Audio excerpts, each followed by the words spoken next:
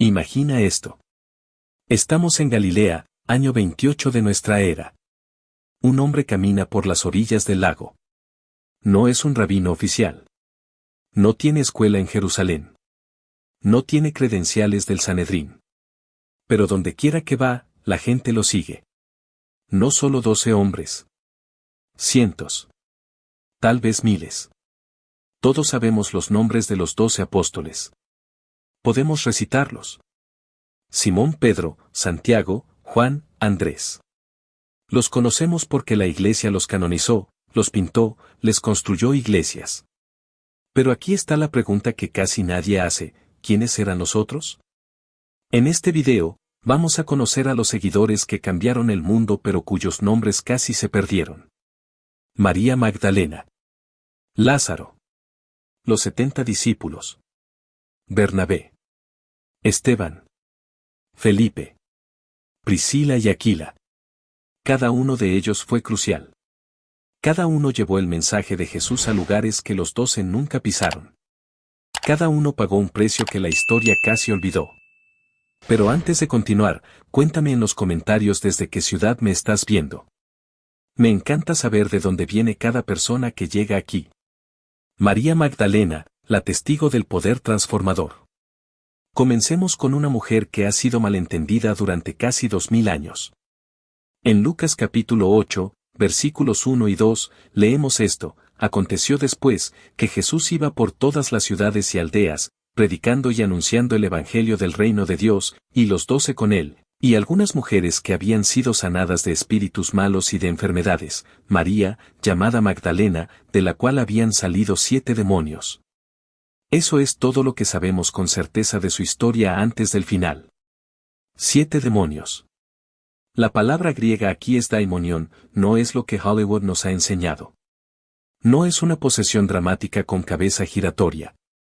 En el mundo antiguo, daimonión significaba una fuerza espiritual que controlaba a la persona, que la esclavizaba. Podía manifestarse como enfermedad mental, como parálisis, como una compulsión que la persona no podía controlar. María Magdalena vivía así. 7 fuerzas diferentes la dominaban. 7 cadenas invisibles. Y entonces Jesús llegó. No sabemos exactamente qué sucedió en ese encuentro. Los evangelios no nos dan los detalles dramáticos. Pero lo que sí sabemos es que ella fue liberada. Completamente. No parcialmente. No mejor. Libre. Y aquí está lo importante: después de eso, ella lo siguió. No como una discípula de segundo rango. Como alguien que viajaba con él. Que lo financiaba. Que estaba presente en los momentos más cruciales de su vida. En Juan capítulo 19, versículos 25 y 26, cuando Jesús está crucificado, María Magdalena está allí. Los apóstoles varones han huido. Pedro lo ha negado. Judas se ha suicidado. Pero ella está allí, mirando. Presenciando. No corriendo. Y luego, en Juan capítulo 20, versículos 11 al 18, sucede algo extraordinario. Después de la resurrección, María Magdalena es la primera persona a la que Jesús se aparece. No a Pedro. No a Santiago. A ella. La palabra griega aquí es orao, ver, percibir, reconocer. Pero en este contexto específico, significa algo más profundo. Significa ser visto, ser reconocido, ser confirmado. Jesús se le aparece primero a ella. Eso es una declaración. En una cultura donde el testimonio de una mujer valía legalmente la mitad que el de un hombre, Jesús elige a una mujer como su primer testigo de la resurrección. ¿Por qué? Porque ella lo había seguido cuando nadie más se atrevía. Porque ella lo había visto en su peor momento y no lo abandonó. Porque su fe no dependía de poder, de posición, de seguridad. Dependía solo de gratitud. Después de la resurrección, María Magdalena desaparece de los evangelios. Pero la tradición de la iglesia primitiva nos dice que viajó a Éfeso con Juan. Que predicó. Que murió como mártir. Que fue una de las primeras misioneras del cristianismo. Lázaro, el hombre que resucitó. Ahora vamos a un hombre que experimentó algo que ningún otro ser humano en la historia ha experimentado. En Juan capítulo 11, versículos 1 al 44, tenemos la historia completa. Lázaro era un hombre enfermo en Betania, un pueblo cerca de Jerusalén. Tenía dos hermanas, María y Marta. Eran amigos cercanos de Jesús. Tan cercanos que cuando Lázaro se enfermó gravemente, sus hermanas enviaron un mensaje a Jesús: Señor, he aquí que el que amas está enfermo.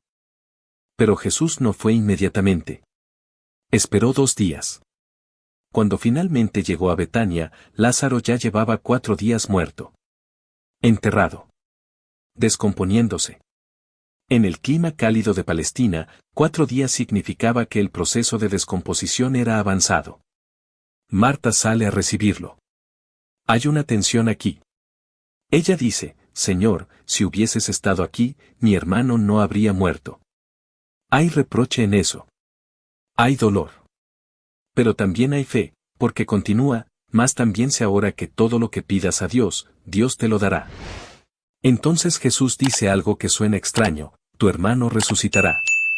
Marta lo interpreta de la manera que cualquiera interpretaría en ese momento: sé que resucitará en la resurrección, en el día postrero. Pero Jesús dice: yo soy la resurrección y la vida, el que cree en mí, aunque esté muerto, vivirá. La palabra griega aquí es anastasis, no solo el acto de levantarse, sino el acto de volver a la vida después de la muerte. Es un término que en el judaísmo del primer siglo significaba algo muy específico: la resurrección futura, al final de los tiempos. Jesús está diciendo que esa resurrección no es solo futura. Que Él la trae al presente. Entonces Jesús va a la tumba. Ordena que remuevan la piedra. Marta protesta: Señor, ya hiede, porque hace 4 días que está muerto. Silencio. Jesús ora. Luego grita: Lázaro, ven fuera. Y Lázaro sale. Envuelto todavía en las vendas de entierro. Vivo. Respirando. Caminando. Esto fue devastador para las autoridades religiosas. No porque fuera magia. Era peor que eso. Era una afirmación de autoridad sobre la muerte misma. Era una afirmación de que Jesús era quien decía ser. En Juan capítulo 12, versículos 9 al 11, leemos que después de esto, Lázaro se convirtió en una prueba viviente. La gente venía a verlo. Solo para verlo. Para confirmar que estaba vivo. Para confirmar que lo imposible había sucedido. Y por eso, las autoridades decidieron matarlo de nuevo. En Juan 12:10, leemos: pero los principales sacerdotes acordaron dar muerte también a Lázaro. Piénsalo. No solo querían matar a Jesús. Querían matar a Lázaro porque su existencia era un testimonio viviente contra ellos. Su vida era un argumento que no podían refutar. Lázaro se convirtió en un discípulo cercano de Jesús después de eso. Viajó con él. Fue testigo de todo lo que sucedió. Y según la tradición de la iglesia primitiva, fue el obispo de Chipre. Predicó el Evangelio. Murió como mártir. Un hombre que resucitó. Que vivió una vida completamente nueva. Que dedicó esa vida a proclamar al hombre que lo había traído de vuelta. Los 70 discípulos, la primera expansión.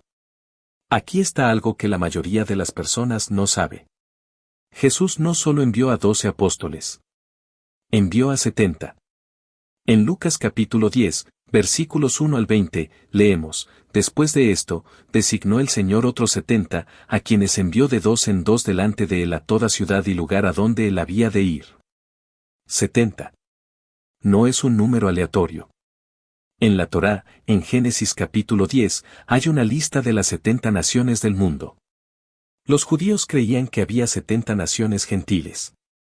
Así que cuando Jesús envía 70 discípulos, está haciendo una declaración teológica: el Evangelio es para todas las naciones. Pero estos 70 no eran apóstoles. No eran los 12. Eran seguidores cercanos que habían demostrado fe suficiente para ser enviados como misioneros. Algunos eran pescadores. Algunos eran recaudadores de impuestos. Algunos eran simplemente creyentes que habían dejado todo para seguirlo. Y Jesús les da instrucciones muy específicas. En Lucas 10:2, dice, la mies a la verdad es mucha, mas los obreros pocos, por tanto, rogad al Señor de la mies que envíe obreros a su mies. La palabra griega aquí es terismos, literalmente, la cosecha. Pero en el contexto judío, la cosecha era una metáfora para el juicio final, para la redención, para el momento en que Dios traería justicia al mundo. Jesús está diciendo que ese momento está aquí. Ahora. Y necesita obreros. Luego les da instrucciones de cómo vivir. En Lucas 10:4, dice, no llevéis bolsa, ni alforja, ni sandalias, y a nadie saludéis en el camino. Eso suena raro. ¿Por qué no saludar a nadie? La palabra griega aquí es aspasmai, no solo saludar, sino abrazar, detener para conversar. En la cultura oriental, los saludos eran ceremonias largas. Podrían tomar horas. Jesús está diciendo, no tengan tiempo para eso. No se detengan. Vayan. Prediquen. Sanen. Hagan el trabajo. Y aquí está lo más importante, Jesús les dice que si alguien los rechaza, simplemente se vayan.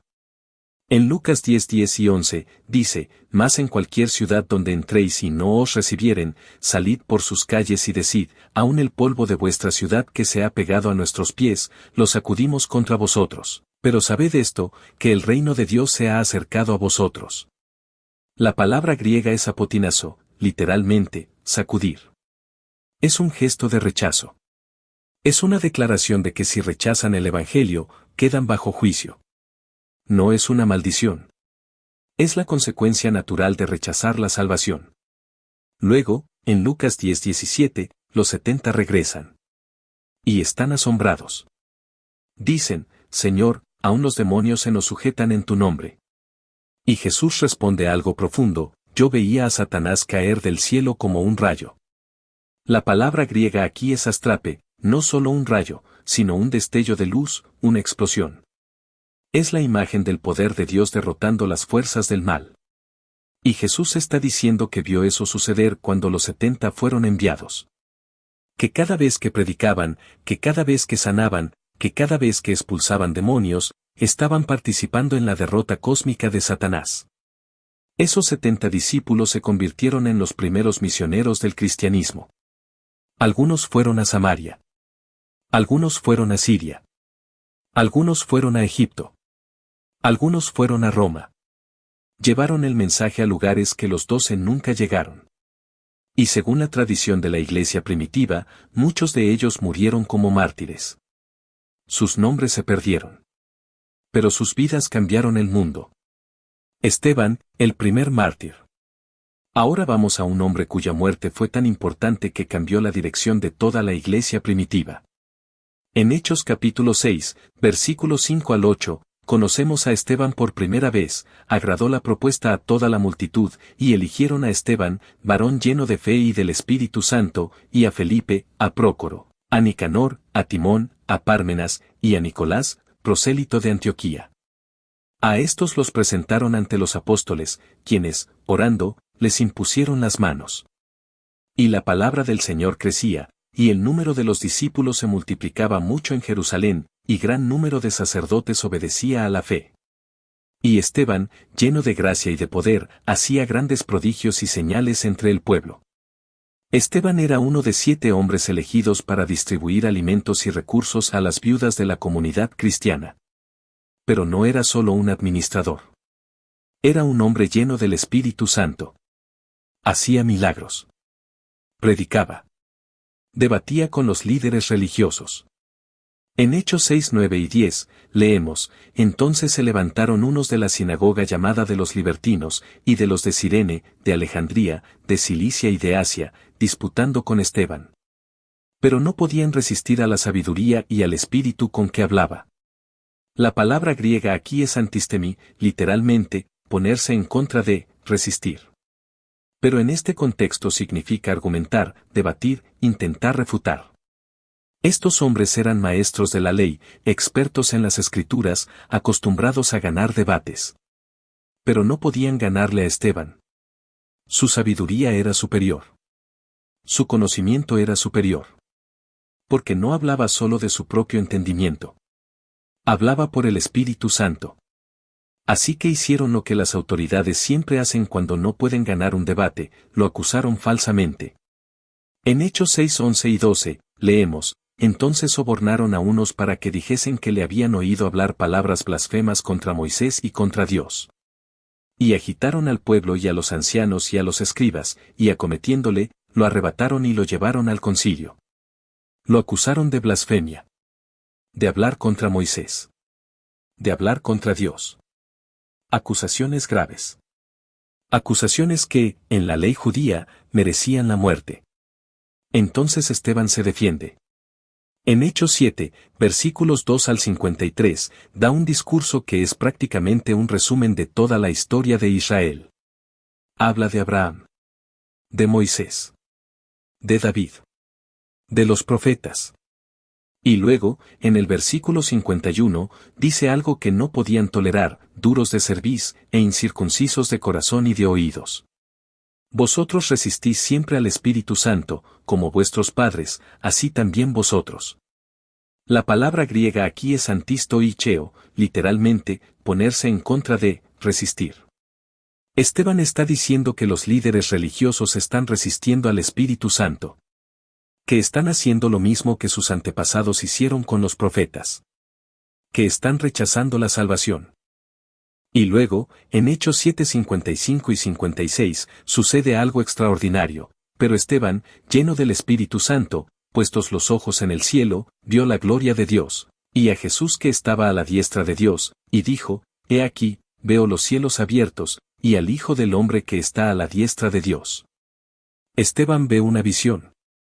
Ve a Jesús de pie a la derecha de Dios. La palabra griega aquí es sistemi, estar de pie. Normalmente, en la teología judía, el Mesías estaría sentado a la derecha de Dios, gobernando, reinando. Pero aquí está de pie. ¿Por qué? Porque se está levantando para recibir a su primer mártir. Para honrar a Esteban. Entonces lo sacan fuera de la ciudad. Y lo apedrean. En Hechos 7:58, leemos, y los testigos pusieron sus ropas a los pies de un joven llamado Saulo. Saulo.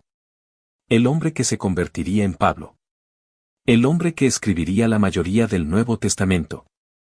El hombre que llevaría el Evangelio a los gentiles. Estaba allí, viendo morir a Esteban. Aprobando su muerte.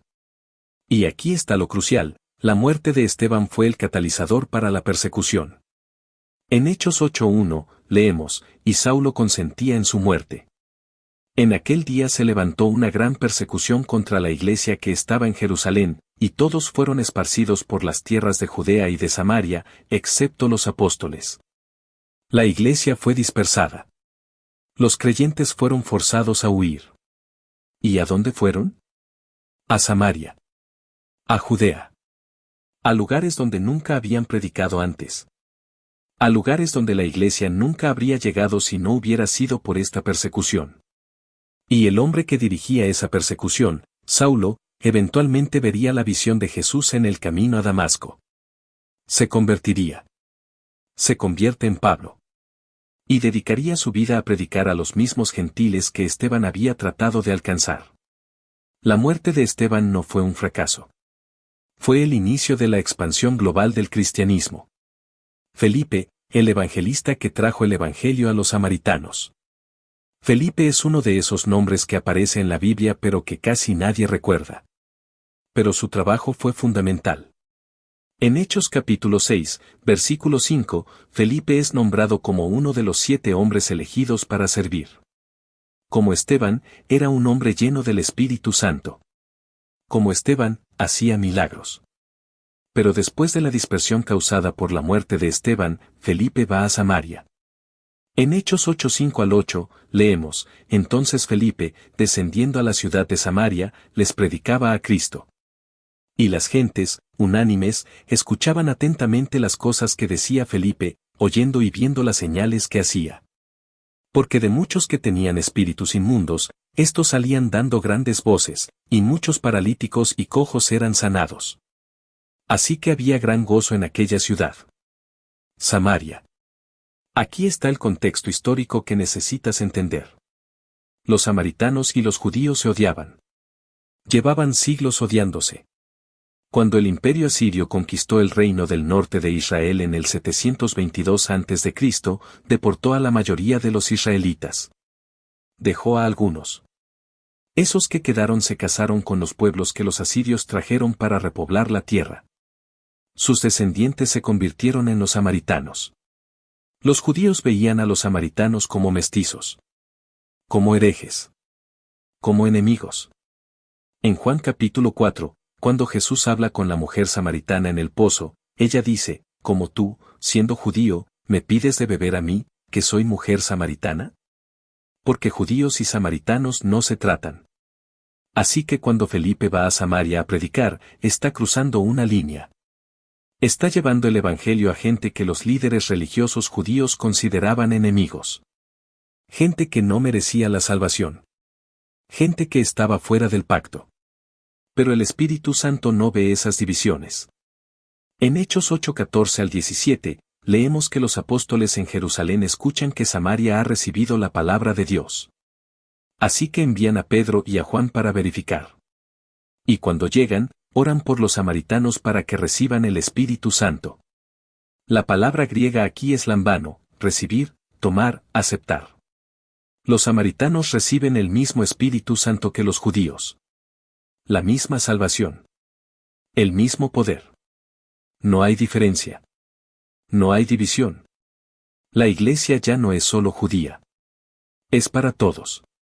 Luego, en Hechos 8:26 al 40, tenemos otra historia de Felipe. Un ángel le dice que vaya al camino que desciende de Jerusalén a Gaza. Allí encuentra a un eunuco etíope. Un funcionario de la reina de Etiopía. Un hombre de poder, de riqueza, de influencia. Pero es un eunuco. En la ley judía, un eunuco no podía entrar en el templo. No podía ser parte del pueblo de Dios. Estaba excluido. Maldito. El eunuco está leyendo Isaías 53. El pasaje sobre el siervo sufriente. El pasaje sobre Jesús. Y Felipe le explica.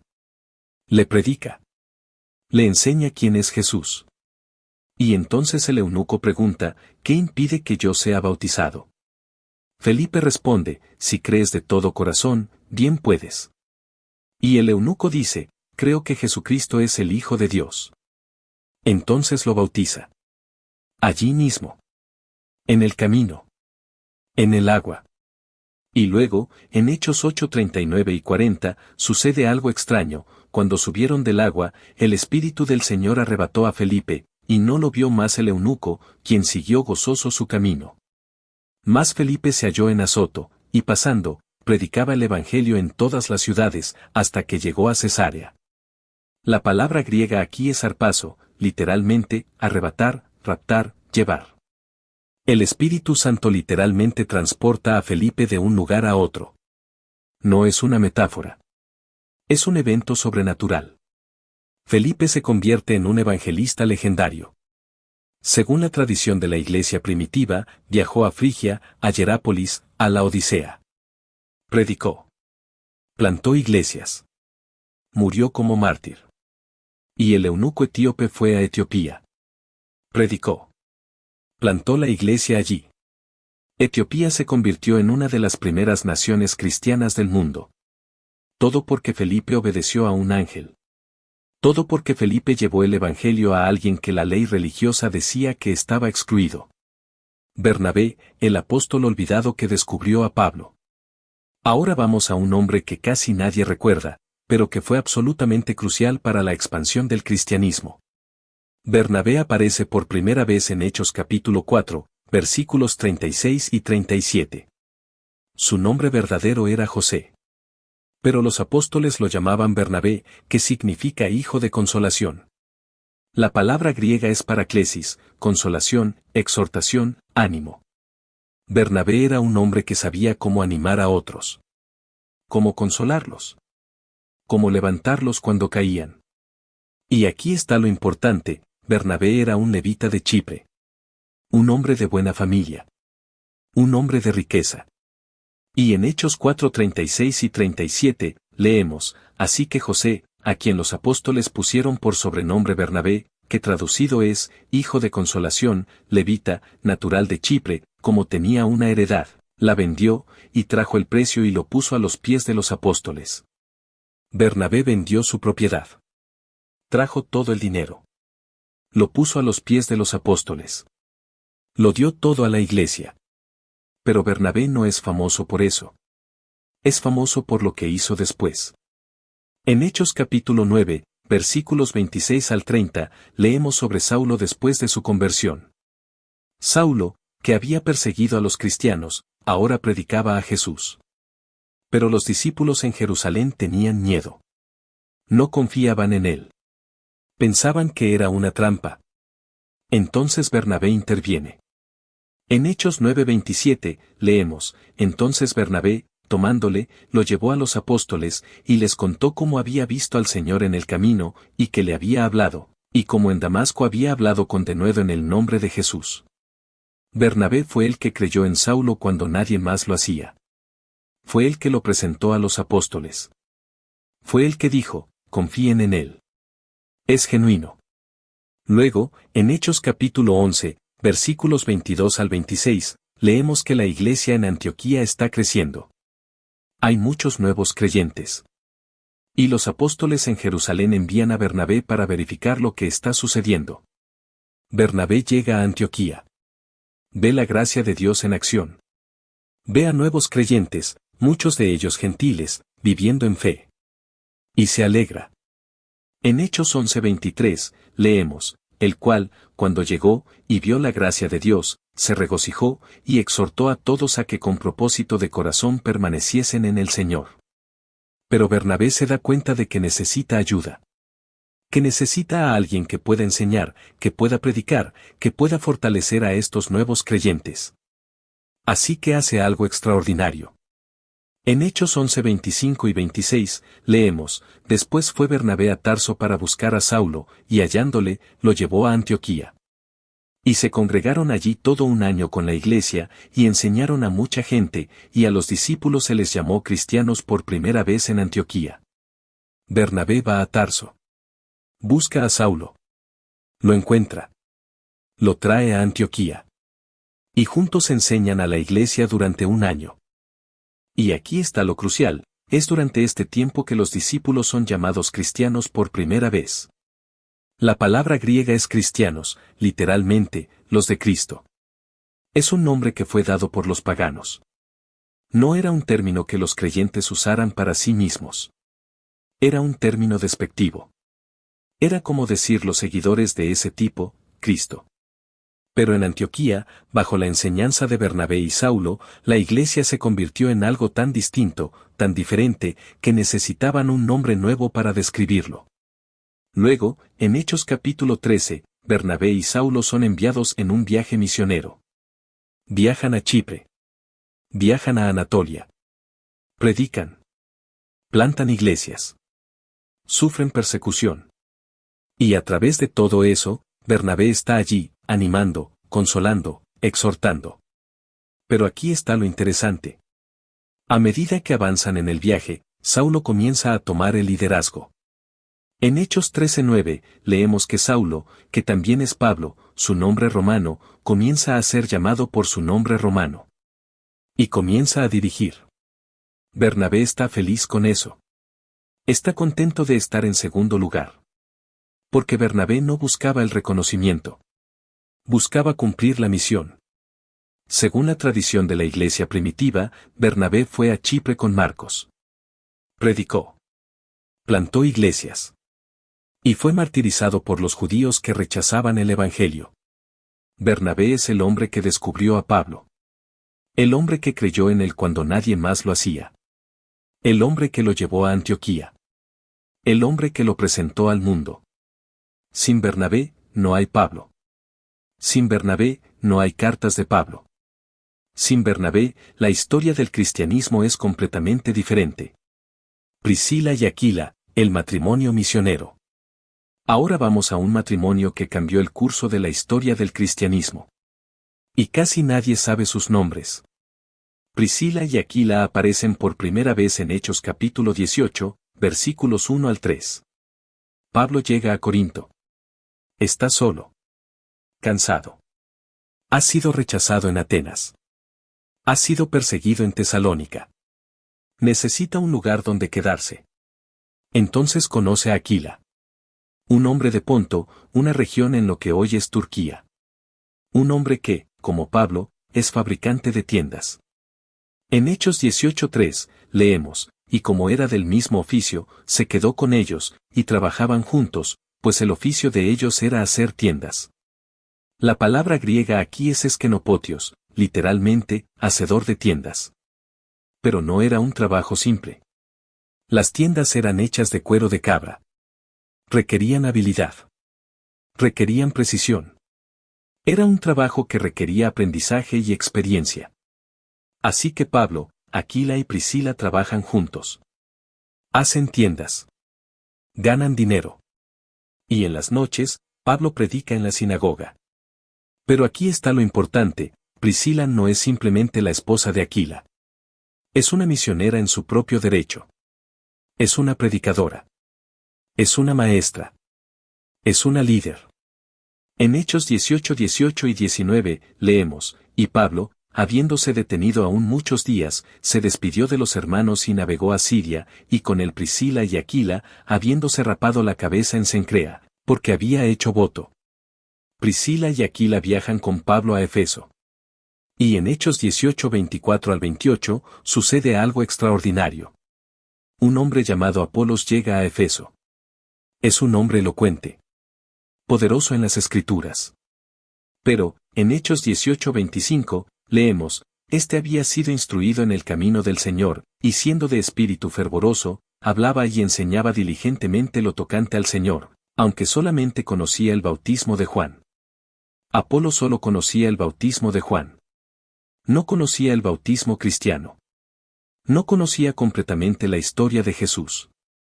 No conocía el Espíritu Santo. Entonces, en Hechos 18:26, leemos, y comenzó a hablar con denuedo en la sinagoga, pero cuando le oyeron Priscila y Aquila, le tomaron aparte y le expusieron más exactamente el camino de Dios. Priscila y Aquila lo llevan aparte. Le enseñan. Lo instruyen. Lo corrigen. Lo preparan. Aquí está lo importante, es Priscila quien es mencionada primero. En la mayoría de las menciones de este matrimonio en el Nuevo Testamento, Priscila es mencionada primero. Eso es inusual. En la cultura del primer siglo, el hombre era siempre mencionado primero. Pero aquí, Priscila está primero. Eso sugiere que era ella quien era la líder espiritual. Ella quien era la maestra más fuerte. Ella quien tenía la mayor influencia. Luego, en Romanos capítulo 16, versículos 3 y 4, Pablo escribe, saludad a Priscila y a Aquila, mis colaboradores en Cristo Jesús, que por mi vida pusieron sus propias cabezas, a quienes no solo yo doy gracias, sino también todas las iglesias de los gentiles. La palabra griega aquí es un ergos, colaborador, compañero de trabajo. Pablo los llama sus colaboradores. Sus compañeros en la obra de Cristo. Y luego dice algo extraordinario, que por mi vida pusieron sus propias cabezas. Literalmente, pusieron sus propias cabezas en peligro. Arriesgaron sus vidas. Por Pablo. Por la causa del Evangelio. Priscila y Aquila se convirtieron en misioneros legendarios. Viajaron por todo el Mediterráneo. Plantaron iglesias.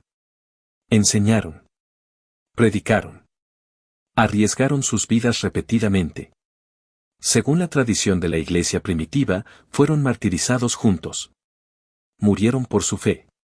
Pero lo más importante es que demostraron que el ministerio cristiano no era solo para los hombres. Que una mujer podía ser una maestra. Una predicadora. Una líder. Una misionera.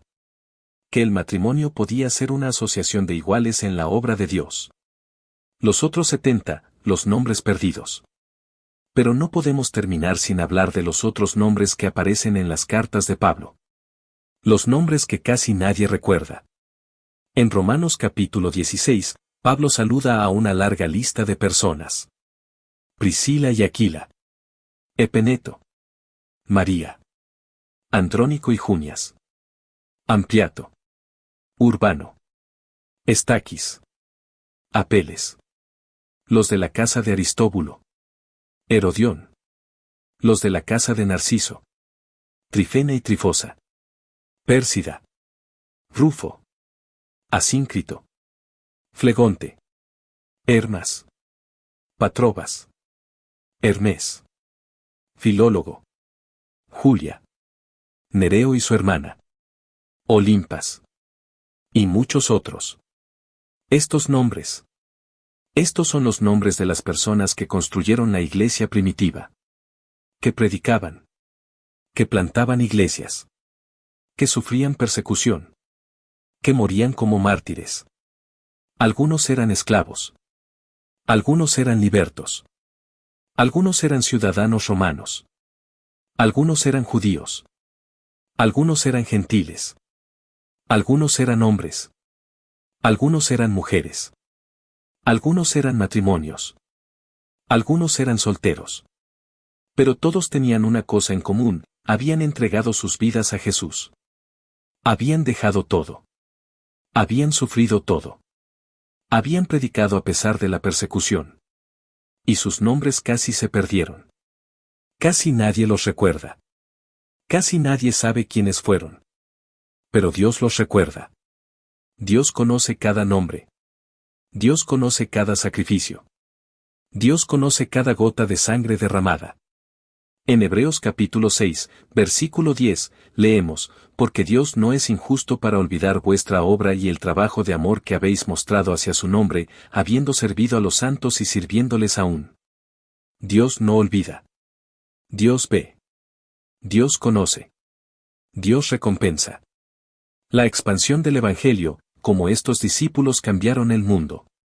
Entonces, ¿cuál fue el impacto de estos discípulos cercanos? ¿Qué sucedió después? En Hechos capítulo 17, versículo 6, los opositores del Evangelio dicen algo que revela el verdadero alcance de lo que estaba sucediendo. Dicen, estos que trastornan el mundo entero también han venido acá. La palabra griega aquí es anastató, literalmente, hacer levantarse, revolucionar, trastornar. El Evangelio estaba trastornando el mundo entero. No era un movimiento pequeño. No era un culto local. Era una revolución global. ¿Cómo sucedió eso? A través de estos discípulos. A través de María Magdalena que fue a Efeso. A través de Lázaro que fue a Chipre.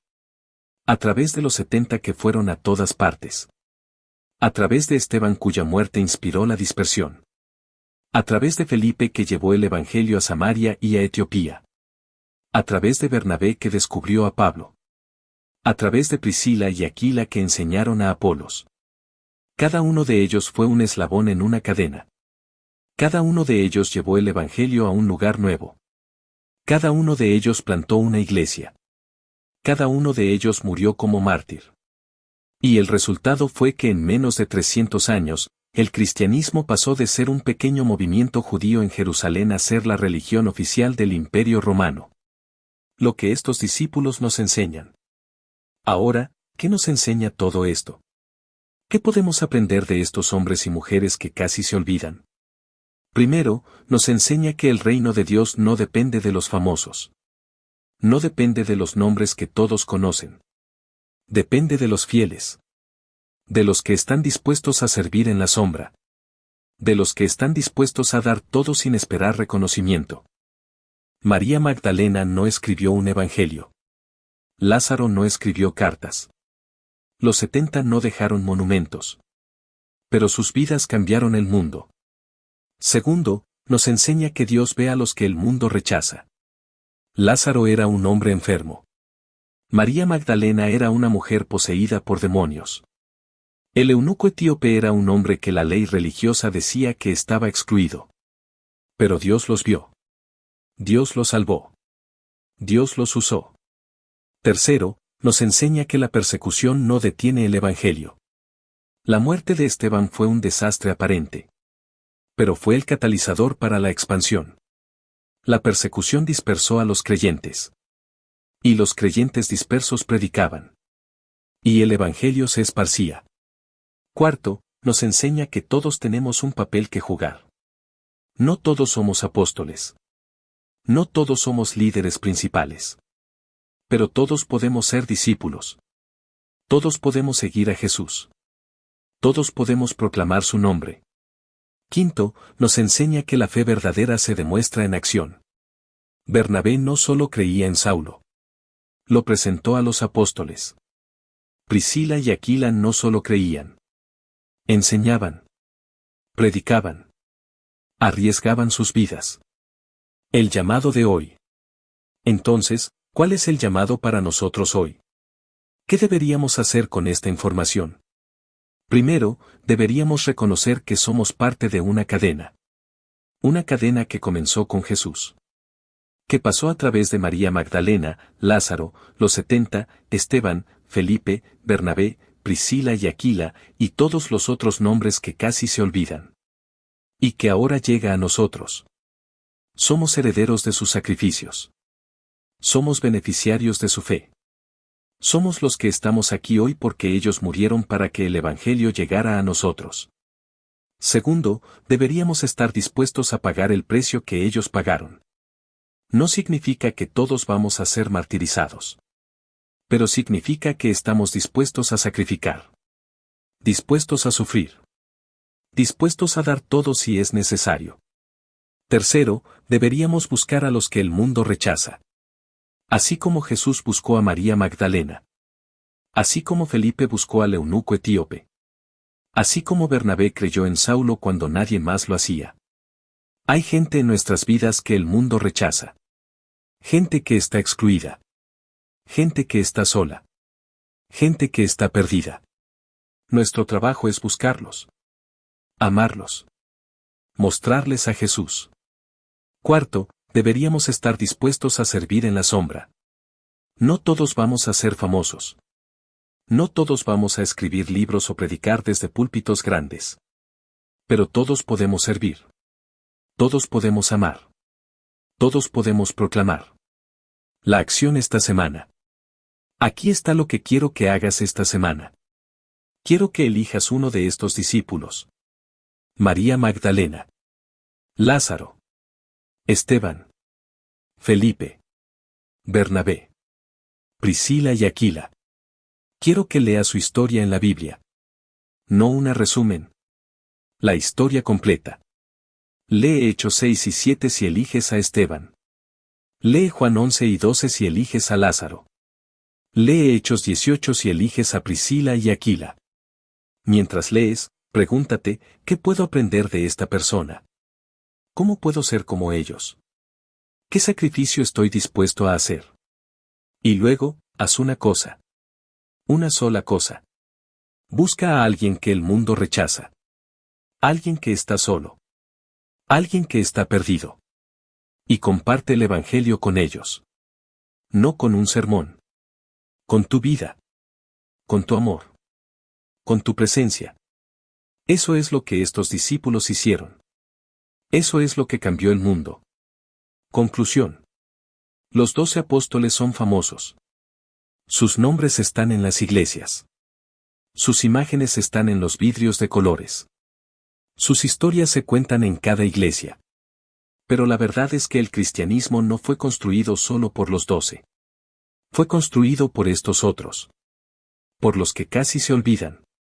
Por los que sirvieron en la sombra. Por los que dieron todo sin esperar reconocimiento. María Magdalena fue liberada de 7 demonios y dedicó su vida a seguir a Jesús. Lázaro resucitó de entre los muertos y predicó el Evangelio. Los 70 fueron enviados a todas las naciones. Esteban murió como primer mártir y su muerte inspiró la expansión global. Felipe llevó el Evangelio a Samaria y a Etiopía. Bernabé descubrió a Pablo cuando nadie más creía en él. Priscila y Aquila enseñaron a Apolos y plantaron iglesias en todo el Mediterráneo. Y hay tantos otros. Nombres que casi se olvidan. Vidas que casi no se cuentan. Sacrificios que casi no se reconocen. Pero Dios los recuerda. Dios conoce cada nombre. Dios ve cada sacrificio. Dios recompensa cada gota de sangre derramada. Y hoy, nosotros también somos discípulos. Nosotros también somos llamados a seguir. Nosotros también somos llamados a sacrificar. Nosotros también somos llamados a proclamar. No todos vamos a ser apóstoles. Pero todos podemos ser fieles. Todos podemos servir. Todos podemos cambiar el mundo. Porque el reino de Dios no depende de los famosos. Depende de los fieles. Si este video te abrió algo nuevo, ayuda a que otra persona lo encuentre. Compártelo con alguien que necesite escucharlo. Deja un comentario, aunque sea una sola palabra. Y si aún no te has suscrito a Biblia Simple, este es el momento.